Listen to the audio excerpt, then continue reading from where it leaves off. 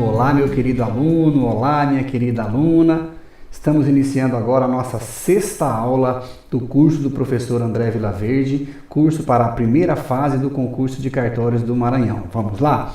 Falaremos nessa aula sobre os princípios fundamentais da República Brasileira, que esse é o item que consta no nosso edital. Princípios fundamentais da República Brasileira. Tranquilo? Então, nisso nós iniciamos o quê? A análise do primeiro artigo da Constituição. Primeiro artigo da Constituição que nos diz que a República Federativa do Brasil é formada pela união indissolúvel, esse união aí em letra minúscula, dos estados, municípios e do Distrito Federal. E esta República Federativa do Brasil constitui-se um Estado democrático de direito. Tranquilo? Há uma divergência doutrinária, meus queridos, a respeito desse artigo 1º e do artigo 18 da Constituição, porque o artigo 18 nos diz o seguinte: a organização político-administrativa da República Federativa do Brasil compreende a União, e aí União com letra maiúscula, União, Estados, Distrito Federal e municípios. Terminando falando que são todos autônomos nos termos da Constituição Federal. Professor, há alguma diferença entre esse União em letra minúscula e União com letra maiúscula do artigo 18, entre o artigo 1º? Prevalece o entendimento doutrinário de que não há diferença entre essa união com letra minúscula do artigo 1º e a união com letra maiúscula do artigo 18. Tudo bem, meus queridos? Beleza? Então, uma informação importante para vocês desse sinônimo entre a união do artigo 1º e a união do artigo 18. Beleza? Tranquilo? Então, vamos lá. Seguindo, meus queridos, os fundamentos da República Federativa do Brasil. Professor, o que pode cair na primeira fase do concurso de cartórios? Isso você deve memorizar esses 5 fundamentos. Ah, professor, não consegue porque é muito simples, são só 5 fundamentos. Tudo bem? Então vamos lá. Fundamentos: soberania, cidadania, dignidade da pessoa humana, valores sociais do trabalho e da livre iniciativa e pluralismo político. Vou dar uma dica para vocês, um recurso mnemônico. Você memoriza dessa forma: SOCIDVAPLU.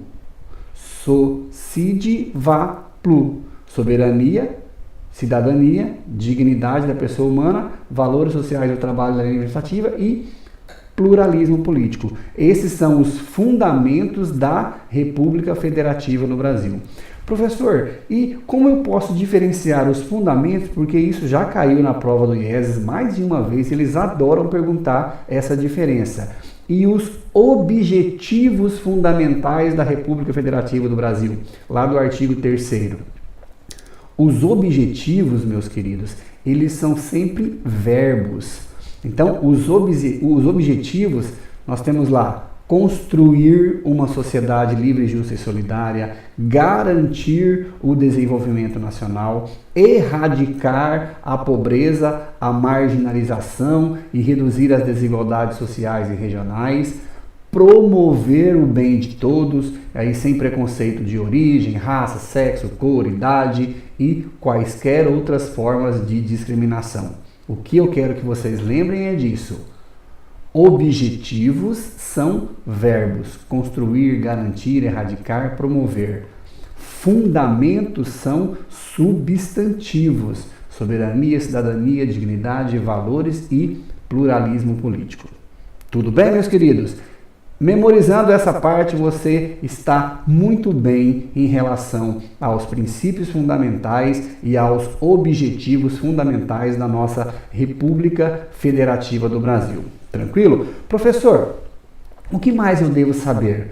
Você deve fazer a leitura com muito carinho do artigo 4º da Constituição, porque o artigo 4º ele fala sobre os princípios que regem a República Federativa do Brasil nas relações internacionais. Principalmente o que? Quero que você lembre: a não intervenção, a defesa da paz e a solução pacífica dos conflitos. Depois você faz uma leitura, até vou colocar o artigo 4º aqui para que você possa acompanhar com a gente, certo? E faça a leitura com carinho desse artigo 4º, com atenção. Mas por que atenção essa aqui, professor? Porque esses incisos, eles determinam que o Brasil, que a República Federativa do Brasil é um país não beligerante. É um país não beligerante. Tudo bem, meus queridos? Seguindo na nossa aula, dizer para vocês então que eu fico muito preocupado com esses detalhes em relação à prova de primeira fase. Nós não podemos errar essas coisas simples. O que seria simples, professor? Então vamos lá. Idioma oficial e símbolos da República.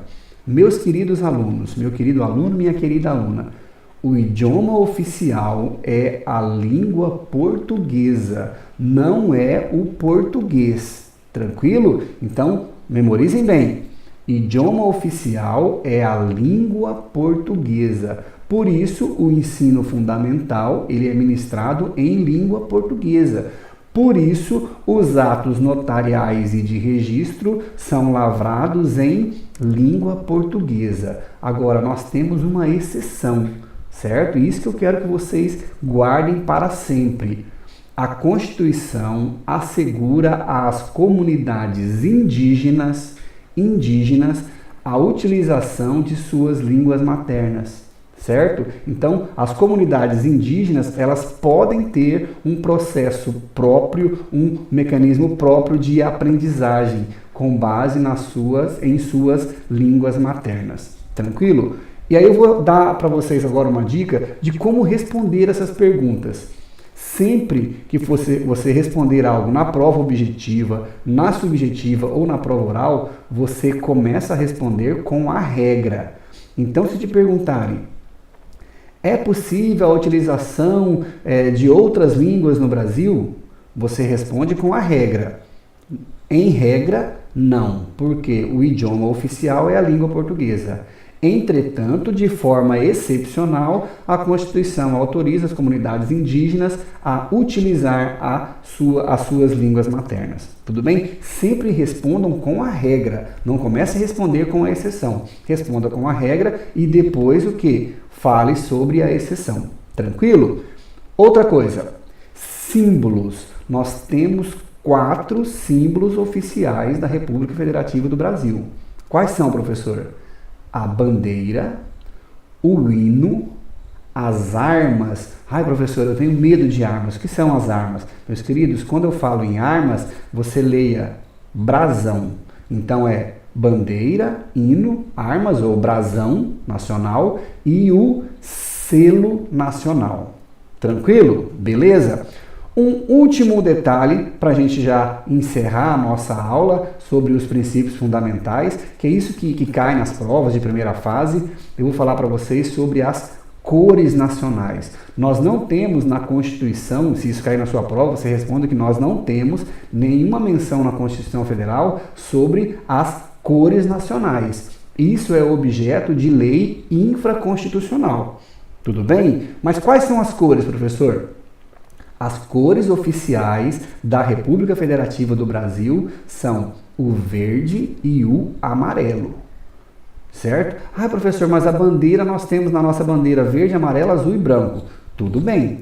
Tudo bem, mas as cores nacionais, e isso não é previsão constitucional, é previsão infraconstitucional, as cores são o verde e o amarelo.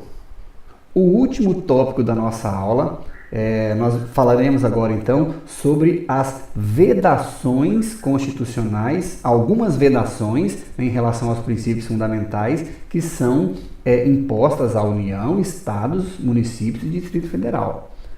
Primeira vedação, meus queridos: estabelecer, subvencionar, embaraçar, manter representações, manter aliança, manter dependência com cultos religiosos ou igrejas. Certo? Isso é uma vedação que é imposta à União, Estados, municípios e Distrito Federal. Nós só podemos ter o quê? Uma colaboração de interesse público, mas é vedado estabelecer, subvencionar, embaraçar, manter representação, manter relação, manter dependência ou aliança com cultos religiosos ou igrejas. Por quê? Porque o nosso país, ele é um país laico.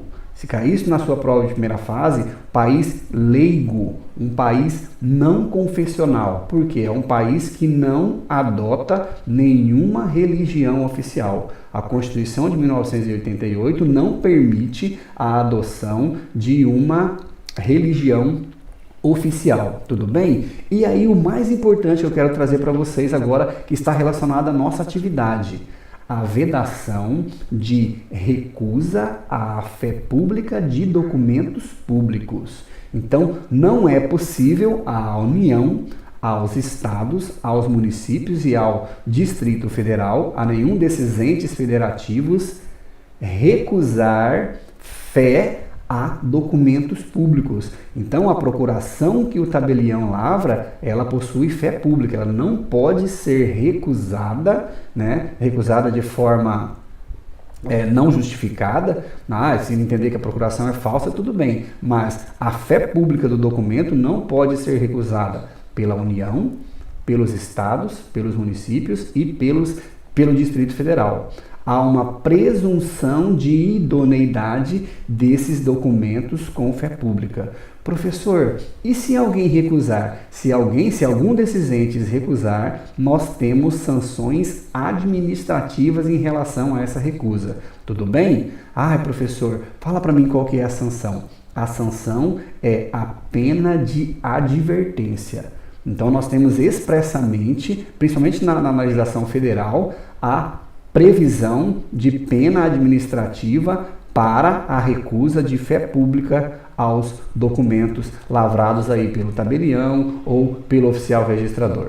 Tudo bem, meus queridos? Voltamos daqui a pouquinho com a nossa próxima aula sobre direitos e garantias fundamentais. Até daqui a pouquinho, meus queridos. Bons estudos para vocês!